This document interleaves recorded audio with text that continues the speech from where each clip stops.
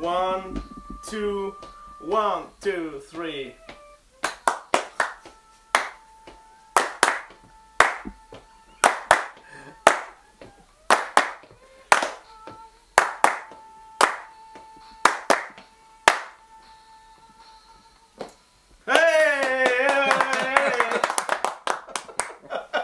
That's what I call a second take. Noel was clapping in Spanish on the first. That was it, yes. So, where are we? What's going on? What's this event been about? We should have a plan, really, as to who answers first. Well, I looked at you because you know I never know where we are. Oh, I see. Right. Well, we are in Dresden, in castle. I can't remember the name of the castle. What is the castle called? Rohrsdorf. Rohrsdorf. Right, okay, I'll start again. Okay. Castle Rohrsdorf is a building from the 14th century. It's located on the outskirts of Dresden, which is a town in Germany close to the Czech border. And most recently, we as an artist community were able to move into this castle and fill it with creativity, with community, musicians, people. It's a wonderful place with all these artists together. We're doing this project for IJM. Songs for Justice began as an idea. What if we got all these great artists together and to write songs about the whole idea of justice and social justice? And what if we paired that together with an organization that was very active and effectively doing this work? What if we got those aspects together and recorded an album of brand new songs and to raise not just money but awareness? What would that sound like? What would that look like? Where could we do that? And one of the first very natural choices for us, because of relationship first of all, was International Justice Missions, which we had connection to. And immediately there was a response from the artists, immediately there was a response from IJM, so we knew we were on the right track.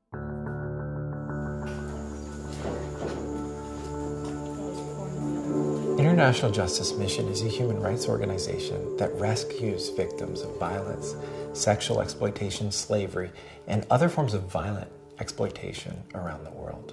Lord of the streets, and my dreams have followed you.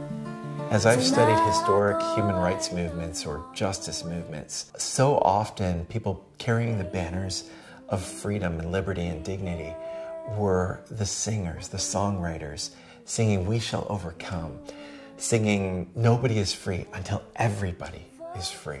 I believe that music, that songcraft, that sharing these stories has the power to unlock our minds and our imagination of what is possible, but also to collapse the distance between us and them, so that no longer we see it as that, but it is simply us standing together, fighting for freedom and for dignity.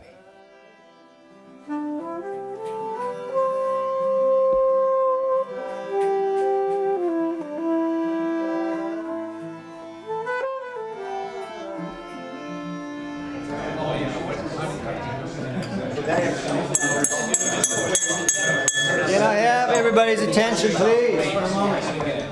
This weekend, Arno and I have been trying to figure out the best way to kind of navigate through this, what I think is going to be a very creative and productive time. When I think of all the artists and all the kind of different styles that are represented here, how on earth are we going to capture all this in one weekend, all these songs? And so we're going to try to set up the studio where as many of us as possible can actually play simultaneously. So just to let you know up front, the goal that I want to end up with at the end of the weekend is to have the drums recorded and lead vocals recorded and any group vocals that we want to do recorded. Probably we'll record a whole lot more than that, but that's kind of my minimal goal, and that will allow me to, after the fact, still produce it and still try to, I want to end up with, after the weekend, some kind of a steerable state. Again. Do you know who I am? Do you know who I am? I've been in a number of recording studios over the years, but the Castle Recording Studio here is one of the best in the world. I am a seeker, To come to a physical space that has room, that has beautiful acoustic treatment, it's just an inspiring place to make music.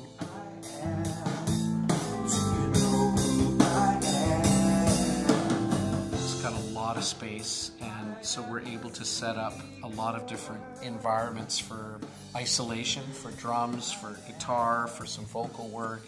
We're trying to capture a live feel and yet get the real studio quality and some of the spontaneity that can come with that.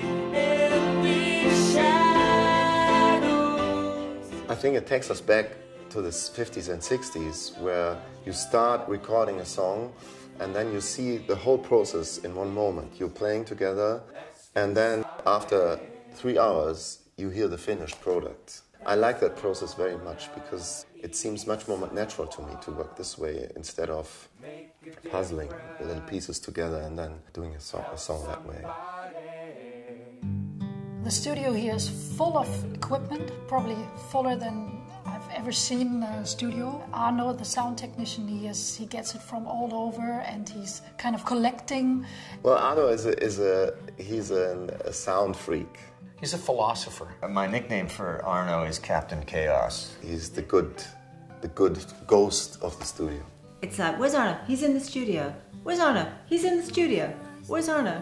He's in the studio. Das ist normal so. The other thing is that about Arno is a very sweet spirit and a very generous guy. You never see him moan or complain about something. At times, Arno has had to tell us to shut up because he can't hear what's being recorded, because we're all having a good time. Oh, that is good. Go. She's a stubborn one. Hey, we need at least one run through to set the levels, so that we would have a slight chance of capturing someone. To that passion of sound, there comes this heart of being a servant to others. And also to bring people together in one space. That's his calling. Not to mention the fact that he has some kind of magical power in attracting vintage and rare exotic pieces of gear. I think they were first used in the Olympics and then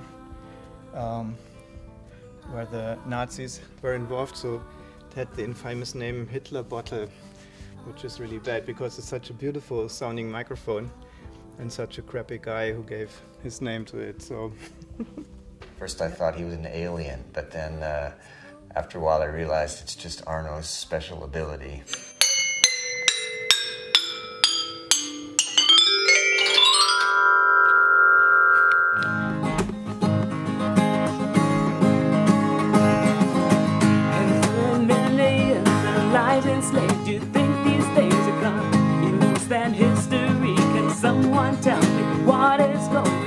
After having sung our song that first night in front of everybody, just as a little introduction, then on the day of the recording we huddled together, grabbed our guitars and kind of put the arrangement together, because one of the songs actually I just had the day before I turned up. And that was, okay, that really put me, had me right there on my toes.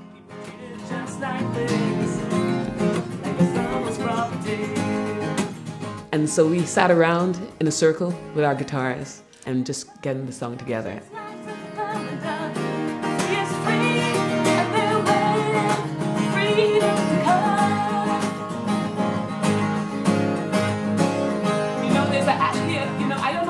Chorus, sorry, I'm not sure it's just the chorus, and it's like a chorus A, chorus B type thing. Because what's really great is, we all sit together, we come, we bring what we've got to the table, and then we just have this thing that starts out being your song, but it's not your song, because everybody's really poured their stuff in there, and that just makes it so rich and wonderful.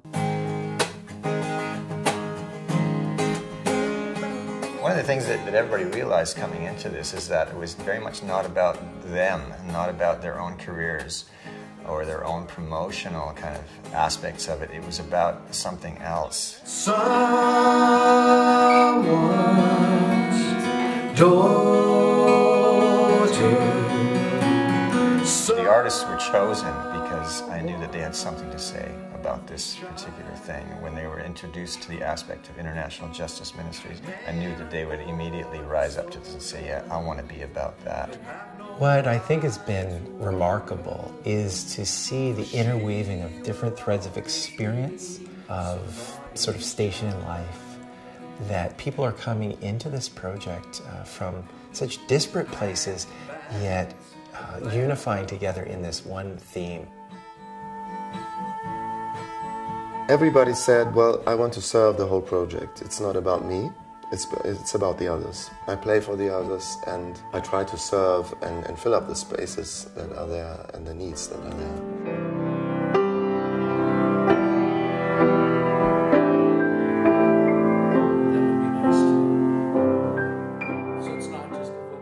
Coming together with these artists is just kind of overwhelming. I'm honored because they are all a bit older than me, and lots of them, they are so long on the road making music and reflecting their lives.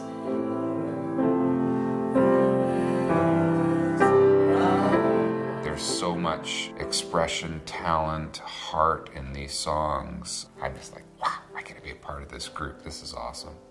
The acoustic guitar can do a lot of...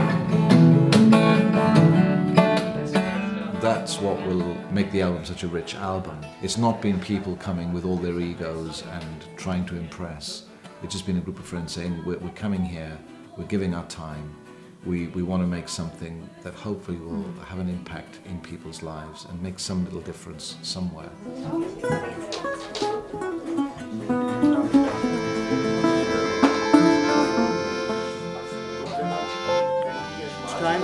Gather around, find yourself a spot where you feel comfortable, and then we do. Everybody grab an instrument that he loves and like to play, or just the voice, hands, feet. Sarah Brendel's a very artistic artist, and she had this idea, what if we just get everybody in the main recording room, set up a bunch of mics, don't even rehearse the song, and just play it and see what happens. I want to have this feeling of like we are sitting in the living room and just playing the song very naturally. To put all musicians in one room and to record at the same time, and that means if there's anything going wrong, you can't really fix it because it's in all the mics. Normally in a studio situation, you know, you have everything set up, and sometimes it's too perfect because you do it over and over again and you try to make it nicer, but life isn't that clean. It's beautiful that we can sing the song together. Together. It's called The Morning After.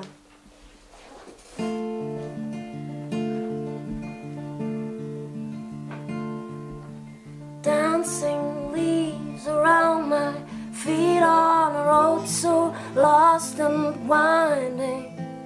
It was a new experience for me to do this in a recording studio. Normally you rehearse something or you play through it and you have your charts and everything, and then you go from there.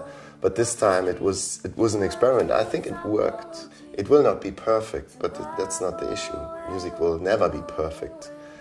In this case it's about the fellowship, and fellowship makes sound. Oh, my heart, they cannot take on the road so dark and binding. No, my spirit, they cannot break on the road so black and blinding.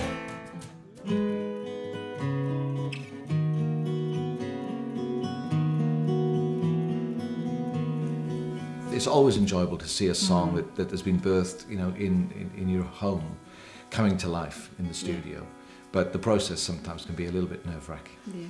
Because you have a limited time, as you know, because there's lots of other musicians waiting for their turn, and you've got all the guys behind the glass window watching you, and that can be a little bit, I suppose, intimidating. I visit those luck. Oh, sorry, try. Visit those luck. Yeah, sorry. I was taking the high melody then. Visit those luck. Humor is always the thing that keeps the stress levels at a manageable level, which can be very high when we're working together, a bunch of artistic sort of personalities coming together on a project that there's a time limit on. It's a recipe for disaster, or it can be a recipe for something really wonderful. And humor has always been one of the main ingredients to make that work. Stand with International Justice Mission for freedom. Or we'll kill you. And there's certain personalities in a recording session, especially here this weekend, that have that gift, kind of a stress reliever. I woman, hear me roar.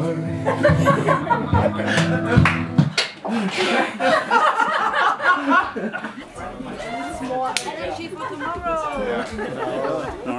I'm tired. I'm going to bed.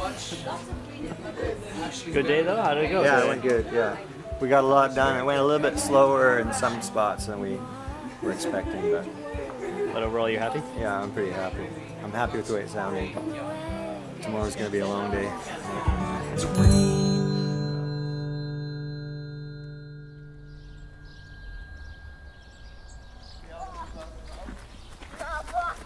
Stephanie, where are we going? What's going on? We're going to have a concert tonight for people who probably won't have the chance to have these kind of concerts, and I'm really excited to be a part of it.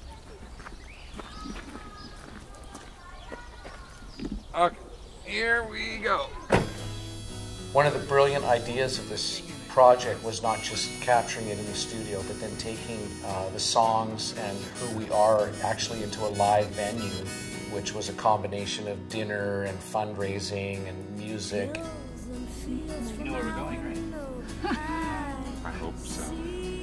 This event, Songs of Justice, which took place in the ballroom Watzke, I was totally stunned because it's so big and it's so beautiful. And I've seen lots of old buildings in Germany. I'm from Germany, so you see cathedrals and old places all the time. But this place, I don't want to be too emotional, but I think it's spectacular. When I first walked in, we looked at it about a week ago. I had a chance to go in and see what the venue was like, and I just could not believe it. I never have played or been part of anything in such a venue.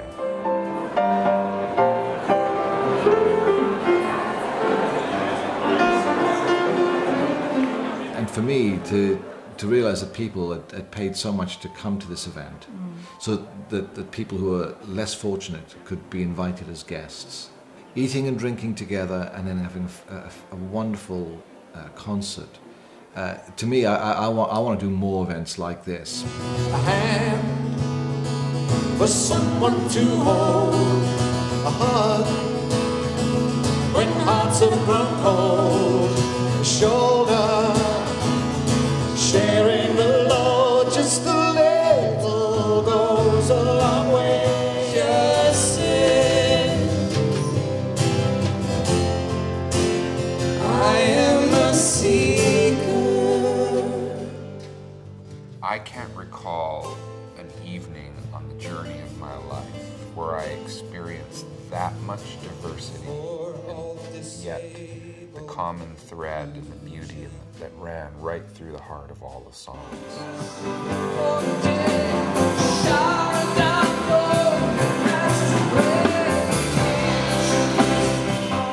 I've had like, wow, church should be like this. Like we should have the poor amongst us, should have great music and great food.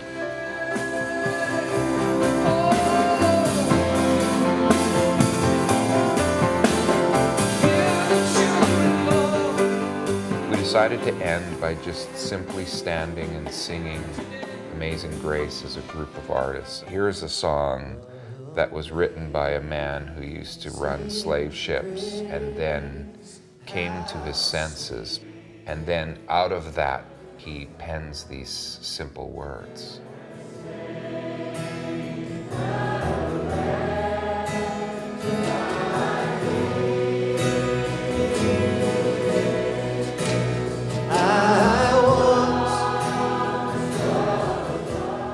I think it was a very effective musical evening, and the whole idea of what International Justice Missions came together with this great creative artistic statement. I think it was very powerful.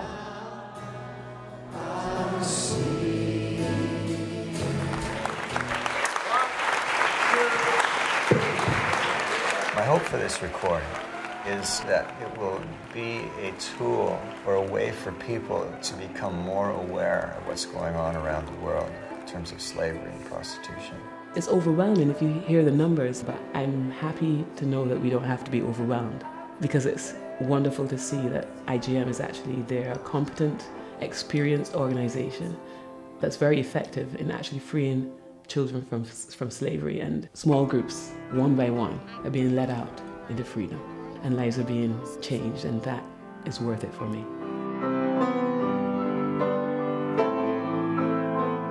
That's our hope, and as musicians, this is the contribution we can make. Songs, because songs go around the world, and songs touch people's hearts, and songs inspire. If Songs for Justice just becomes another project, it won't have fulfilled its mission.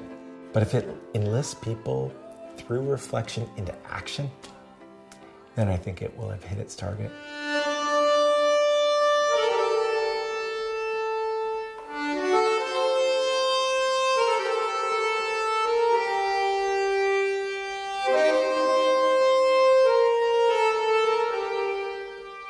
We're starting small, but small things will change the world.